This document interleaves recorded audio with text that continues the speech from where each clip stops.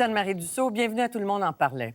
Début des années 60. En éducation, le Québec tire dangereusement de l'arrière. Bien des jeunes n'ont pas accès à l'école. Il n'y a même pas de ministère de l'Éducation. L'Église catholique est aux commandes.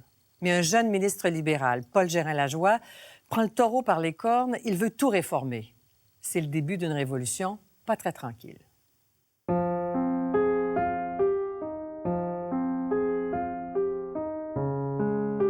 Fin des années 50. Au Québec, la fréquentation scolaire est la plus faible au pays. Chez les francophones, l'éducation est sous-financée. Des religieux et des religieuses dévoués, mais aussi des laïcs mal payés, assurent l'instruction des jeunes. En milieu rural surtout, l'instruction s'arrête au milieu ou à la fin des études primaires. Seul le cours classique réservé aux élites mène à l'université. Ça ne peut plus durer. On a tous la même histoire à raconter. Hein? Nos parents n'étaient pas très instruits ou ils n'étaient pas du tout. Ils rêvaient d'instruction pour leurs enfants. Ça, c'est clair que c'était dans l'air. En 1960, l'arrivée au pouvoir des libéraux de Jean Lesage et de son équipe du tonnerre, comme on l'a surnommé, donne espoir aux parents québécois. Mon grand rêve, c'était que tous les jeunes Québécois aient accès à tous les niveaux d'éducation. Aussitôt élu, Paul Gérin-Lajoie, le député vedette de Vaudreuil-Soulanges, manifeste son intention de prendre en main les réformes en éducation. Il n'était pas question dans l'esprit de M. Lesage, à ce moment-là, de créer un ministère de l'Éducation. Alors, moi, il m'invitait à devenir procureur général. Lesage me dit, tu n'as pas l'air bien content, Paul. Il dit, à quoi t'attendais-tu? Les choses de l'éducation. Jean Lesage accède finalement aux vœux de son député. Il lui confie le ministère de la Jeunesse avec la responsabilité de tout le réseau d'enseignement qui était jusque-là partagé entre 9 ministères différents. Le ministre a ce qu'il veut. Dès le printemps 61, il fait adopter 12 projets de loi réunis dans un document qu'il intitule « La Grande Charte de l'éducation », un document visionnaire. Alors, tous les éléments de ce qui constitue les responsabilités d'un ministère de l'Éducation se trouvaient en germe dans cette grande charte de l'éducation. Mais la Grande Charte ne pourra pas toucher au pouvoir de l'Église sur l'éducation, comme l'aurait souhaité Gérin-Lajoie. Un pouvoir presque absolu, explique le sociologue Guy Rocher, l'un des artisans de la réforme des années 60. L'État québécois, au 19e siècle, avait délégué aux évêques le pouvoir politique sur l'enseignement public. Si bien que les évêques avaient un pouvoir total sur l'enseignement public et ils avaient un pouvoir à peu près complet sur l'enseignement privé. Ils ont un regard sur les programmes, ils ont un regard sur l'approbation des manuels, ils ont un regard sur toutes les nominations importantes. Ils contrôlaient vraiment tout. L'État doit rechercher la lumière de l'Église, non pas pour s'évader de ses responsabilités, mais pour s'éclairer sur elles. Pour ne pas déplaire aux évêques, Jean Lesage a invité son ministre à biffer de la Grande Charte tout ce qui les contrariait. Gérin-Lajoie compte dorénavant sur la Commission royale d'enquête sur l'enseignement qu'il vient de créer pour parvenir à ses fins. À la surprise générale, il nomme à la tête de la commission Alphonse-Marie Parent, un évêque. Du point de vue politique, c'était un coup de maître. Au départ, la nomination indispose Guy Rocher, lui aussi membre de la commission d'enquête. Mais Monseigneur Parent n'hésitera pas à se distancer des évêques qui veulent maintenir leurs privilèges. J'entends encore Monseigneur Parent se retourner de mon côté et me dire « Ils vont être surpris, ceux-là. » C'était l'humour de Monseigneur Parent. Parce que déjà à ce moment-là, nous avions l'idée que ça ne pouvait plus durer et que nous allions vers des propositions qui allaient faire bien mal à l'épiscopat. Il faut que les problèmes urgents et les besoins vitaux de l'enseignement soient présentés au cabinet, à la législature et au public par un ministre qui en a la responsabilité. C'est pourquoi nous avons recommandé la nomination d'un ministre de l'Éducation. J'avais dans la tête que c'était pressé Et j'ai convaincu M. Lesage de l'urgence de procéder. Fin juin 63, le gouvernement dépose le Bill 60, qui crée un ministère de l'Éducation et met fin au pouvoir de l'épiscopat sur le système d'enseignement. Le moment semble propice. Les évêques du Québec sont à Rome pour assister au Concile Vatican II. Mais aussitôt rentré à Montréal, le cardinal Paul-Émile Léger fait part du mécontentement de ses collègues au premier ministre Lesage. Rien ne va plus. Autrefois, le lobby des églises s'exerçait en catimini. Les évêques rencontraient le premier ministre hors des regards de qui que ce soit, discutaient des choses et en convenaient. Lesage met fin à ce jeu de coulisses et exige que les évêques lui déposent un mémoire en bonne et due forme. En revanche, il force Gérin-Lajoie à retarder le dépôt du Bill 60. Gérin-Lajoie encaisse le coup, mais pas question que les évêques lui mettent des bâtons dans les roues. Il ira vendre directement son projet à la population. Avant de partir, il prépare ses arrières au Conseil des ministres, où il n'a pas que des alliés. Au point, je leur ai dit, je m'en vais demain en tournée à travers le Québec. Et quand j'arriverai dans la circonscription électorale de l'un et de l'autre, je ne veux pas qu'on me contredise sur les objectifs du projet de loi et sur la décision du gouvernement d'y procéder. Bill 60 en main, Gérin-Lajoie part en tournée et ratisse le Québec. Il savait que le monde finirait par se rallier à lui, que la hiérarchie, en supposant qu'elle hésitait tant que ça, se rallierait aussi. Alors pour lui, il marchait vers un triomphe. Un politicien ne se prive pas d'une marche vers un triomphe. Quand M.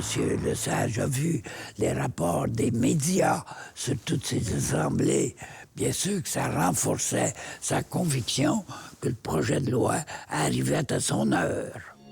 Un véritable ballet diplomatique s'enclenche alors entre Jean Lesage, Gérin-Lajoie, le cardinal de Québec et l'archevêque de Montréal, Paul-Émile Léger.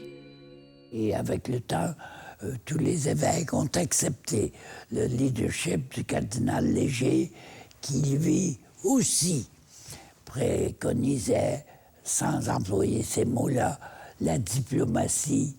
Il convient d'instituer sur ces problèmes un dialogue ouvert et loyal. De négociation en modification, le Bill 60 obtient finalement l'aval de l'Assemblée des évêques du Québec. Une victoire historique, mais à quel prix? Nous n'avons fait aucune concession de fond.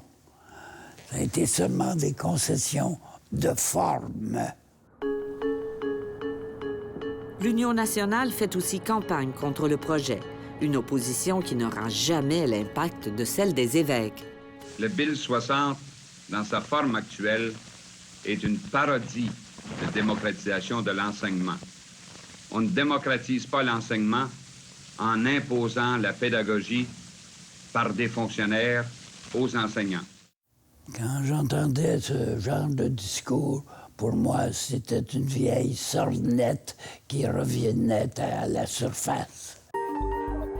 Mai 64, le fruit est enfin mûr. Paul Gérin-Lajoie devient le premier ministre de l'Éducation du Québec. Le nouveau ministre mise sur les autres recommandations de sa commission d'enquête pour poursuivre sa réforme.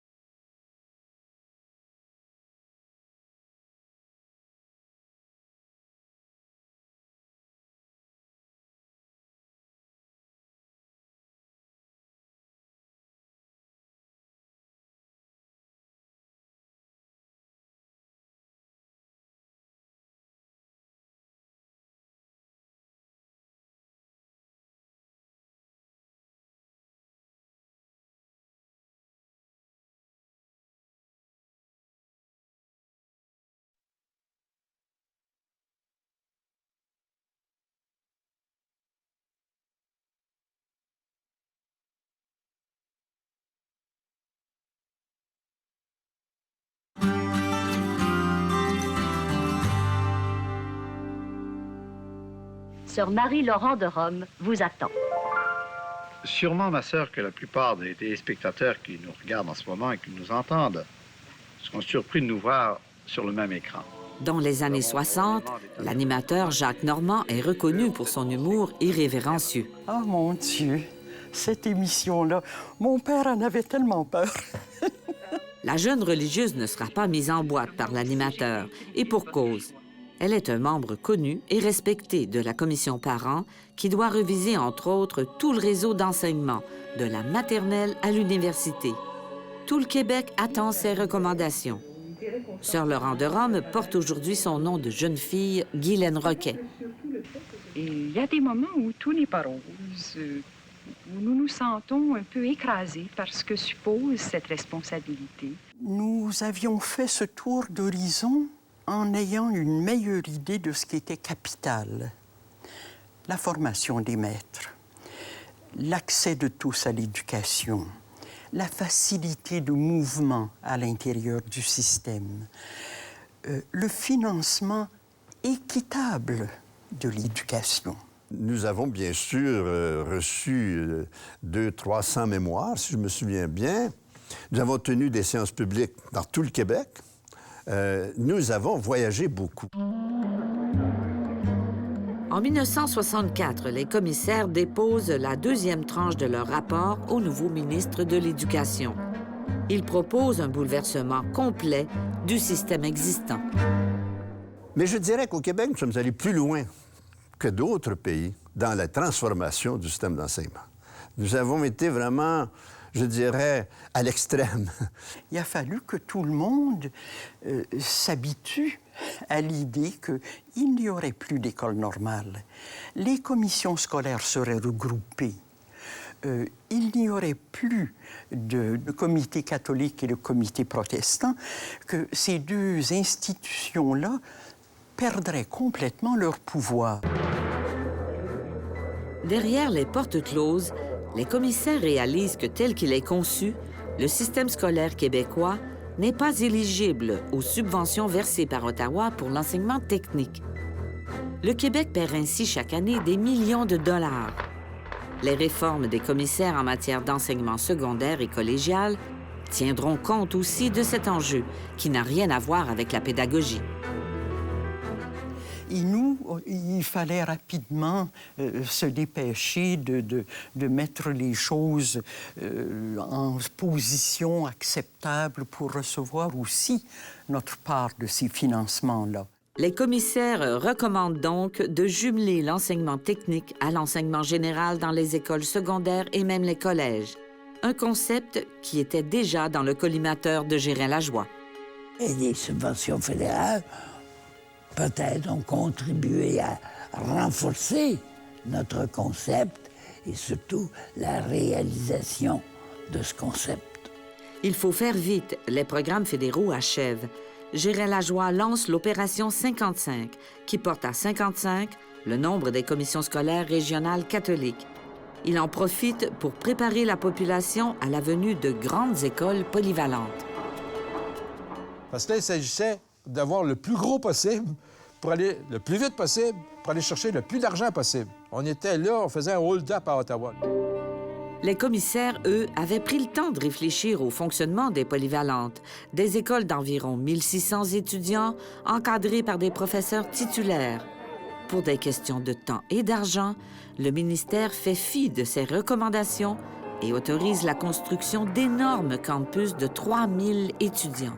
Entre ce que le rapport parent a voulu faire, ce que Gérin-Lajoie avait demandé qu'on fasse et ce qui s'est fait, il y a un monde. Émile Robichaud était directeur d'école secondaire à l'époque.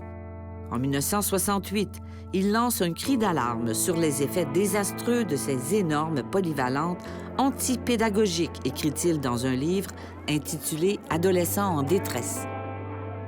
Il faut que vous compreniez qu'autrefois, l'adolescent avait un groupe, c'était sa classe, avait son territoire, son pupitre, avait ses volumes. Déplacement incessant des élèves, plus de sentiment d'appartenance à un groupe, ni même de professeurs titulaires. Il y a dérapage, constate très tôt le directeur d'école. On a violé 2 lois fondamentales, la loi du clan et la loi du territoire.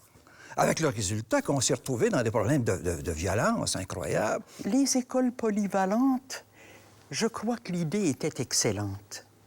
Il aurait seulement fallu veiller à garder une cohésion des groupes scolaires et une présence d'un professeur principal. Les trop grosses polyvalentes, bien, ça augmentait encore le chaos, le fouillis, la difficulté de toucher les étudiants et de les former. Les membres de la commission sont loin d'être satisfaits du déroulement des opérations. Tous les enseignants n'étaient pas prêts à entrer dans cela. Toutes les commissions scolaires n'étaient pas prêtes. Tous les programmes n'étaient pas prêts. Donc, il y avait une part d'improvisation que l'on peut regretter. Gérald Lajoie, lui, estime qu'il n'avait pas le choix d'agir vite. Quand on me disait « tu ouvres des écoles sans avoir les enseignants », bien, j'ai dit c'était une question de l'œuf ou de la poule. On commence par quoi? Par avoir un bâtiment avec des élèves, avec des professeurs, peut-être insuffisamment préparés. Mais moi, je préfère avoir cela, puis les enfants dans l'école, plutôt que sur la rue. La première année du ministère, là, c'est chaotique. Enseignant en histoire, Denis Vaugeois fait partie des jeunes recrues au ministère de Gérald Lajoie, chargé de créer les nouveaux programmes pédagogiques. Les examens de juin 65, là, les examens de fin de secondaire, hein? Il y a des jeunes qui n'avaient pas fait les examens qui ont reçu leur diplôme. Il y a des jeunes qui avaient fait les examens qui n'ont pas reçu leur diplôme. Et ceux qui recevaient des diplômes, c'était n'importe quoi. C'était vraiment dramatique. D'ailleurs, vous savez, il y a un mot qui circulait au ministère pour expliquer tout ce qu'on faisait. Il y avait un mot. C'était le pifomètre. Mais on disait, mais pourquoi? Alors, il y a quelqu'un au pifomètre qui avait décidé que c'était ça qu'il fallait faire. Le pifomètre, c'était notre instrument de mesure. Gérald Lajoie n'a pas le temps de s'attarder au dérapage. Il a d'autres réformes en vue, dont celle de tout le niveau collégial, les futurs cégeps.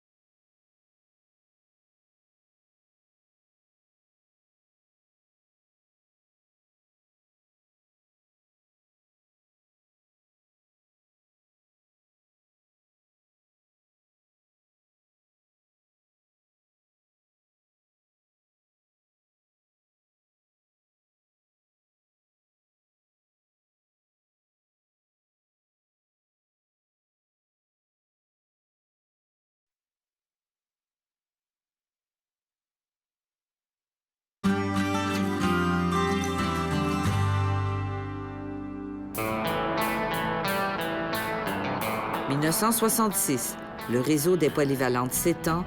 Les fonctionnaires du ministère de l'Éducation préparent à la hâte la venue des cégeps. Les programmes des cégeps,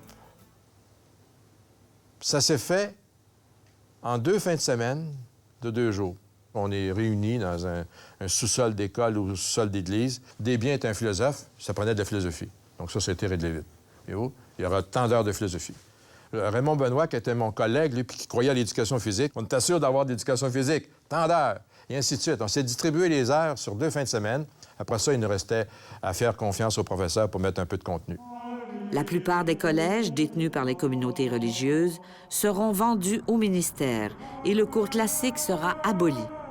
Là encore, à l'encontre des vœux de la commission parents. C'est pas que nous ne voulions plus du collège classique. C'était que nous ne voulions plus que ce soit la seule voie qui mène à l'université. Et on a saccagé des choses qui fonctionnaient. Ce qu'on a fait au cégep, ça a été de donner des petits cours de 45 heures, puis du macaroni coupé par morceaux, là.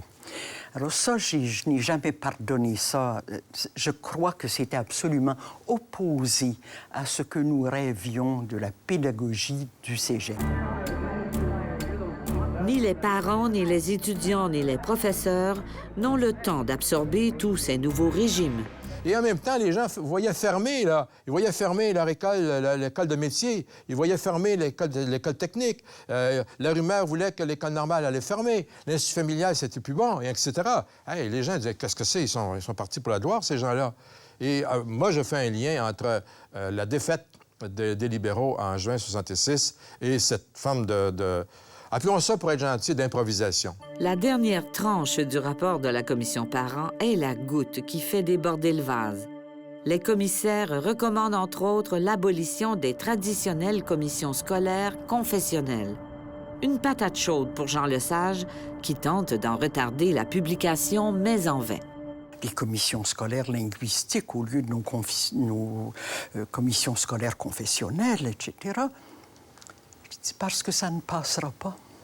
Un jour, ça passera, mais pas là. Et comme de fait, dès que le rapport est sorti, ça a été doucement mis sous le tapis. Lesage ne touchera pas au caractère confessionnel des commissions scolaires. Mais les réformes ont fait beaucoup de mécontents. Et le 16 juin 1966, le gouvernement libéral perd le pouvoir. Comme on sait, le gouvernement Johnson qui a suivi, puis le gouvernement Bertrand ont poursuivi la réforme complètement, presque à la lettre. Malgré la défaite, Gérin Lajoie croit avoir réalisé son rêve avec succès. Je n'ai pas à l'esprit là, de choses très significatives là, que je ferais différemment si je me trouvais de nouveau dans les souliers du ministre.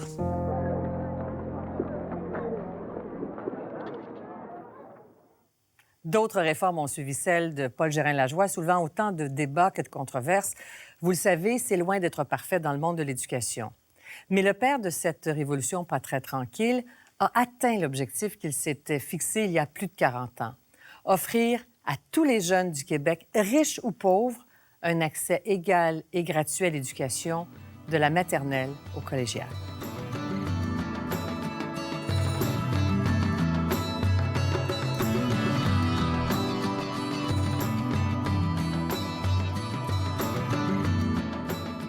Il fallait un système public fort au Québec, un système d'enseignement public fort, du primaire à l'université.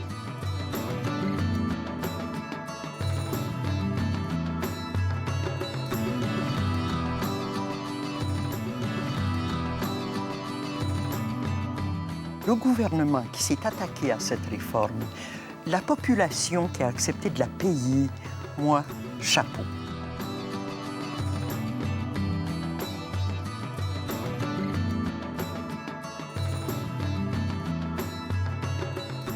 C'était mon rêve et j'ai le plaisir d'avoir vu mon rêve réalisé.